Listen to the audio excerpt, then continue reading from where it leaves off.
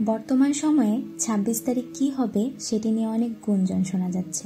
মূলত এটি নিয়ে স্টাডি করে আমরা যা পেলাম, টেলিগ্রাম ভিত্তিক একটি গেম নিয়ে আলাপ হচ্ছে সামাজিক যোগাযোগ মাধ্যমগুলোতে। গেমটির নাম হামস্টার কমব্যাট। হামস্টার কমব্যাট মূলত কি? যেখানে বিভিন্ন টাস্ক পূরণ করে গেমস কারেন্সি যেমন কয়েন কি ইত্যাদি অর্জন করা যায়। ফেসবুক, টুইটার ও ইউটিউব অনেকেই এই গেমটির ব্যাপারে প্রচারণা চালাচ্ছেন। তারা বলছেন ২৬ তারিখে এই গেমসটির কয়েনগুলোকে ক্রিপ্টোকারেন্সিতে রূপান্তর করা যাবে বলে গেমসটির নির্মাতারা জানিয়েছেন। কেউ কেউ বলছেন টেলিগ্রাম ভিত্তিক এমন অ্যাপ অনেক আছে, মাঝে মধ্যেই তারা তাদের গেমস কারেন্সি ক্রিপ্টোকারেন্সিতে রূপান্তরের সুযোগ দিয়ে থাকে। তবে টিকটকের কারণে হামস্টার কমব্যাট বেশি পরিচিতি পেয়েছে। আসলে কি টাকা পাওয়া যায়? যদি এভাবে কোটিপতি বা বড়লোক হওয়া যেত তাহলে মানুষ আর কাজ করত না। তাহলে প্রশ্ন হচ্ছে, হামস্টারের ৩০০ মিলিয়ন ফলোয়ারকে যদি $5 করেও দেওয়া হয়, তাহলে যে বিপুল পরিমাণ অর্থ দিতে হবে সেটা কি আদৌ তারা দিতে পারবে? একবার আপনারা নিজেরাই ভেবে দেখুন। এ নিয়ে আপনার মতামত আমাদের অবশ্যই জানাবেন। এর ক্ষতিকর দিক।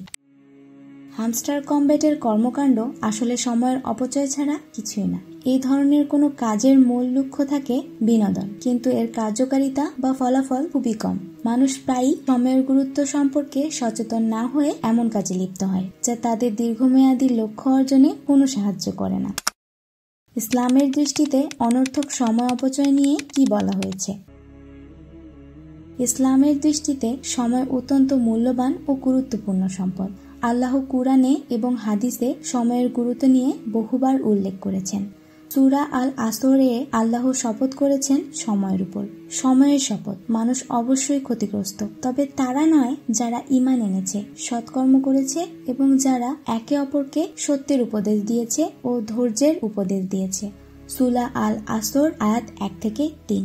এই আয়াত থেকে বোঝা যায় সময়ের অপচয় করলে মানুষ ক্ষতির মধ্যে থাকে। ইসলাম আমাদের সময়কে সঠিক কাজে বিনিয়োগ করতে, আল্লাহর ইবাদত করতে ও জ্ঞান কল্যাণমূলক কাজে সময় ব্যয় করতে উৎসাহিত করে।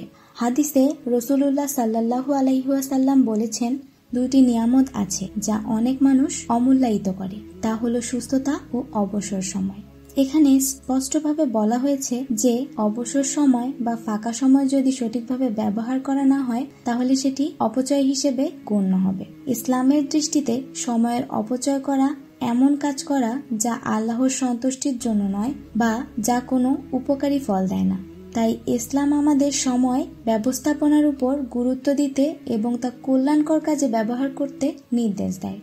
আমাদের চ্যানেলের ভিডিওগুলো পেতে চ্যানেলটি অবশ্যই সাবস্ক্রাইব করুন। ভিডিওটি ভালো লাগলে অবশ্যই একটি লাইক দিয়ে দিন, আর কোনো মতামত থাকলে অবশ্যই সেটি কমেন্ট বক্সে লিখে পাঠান।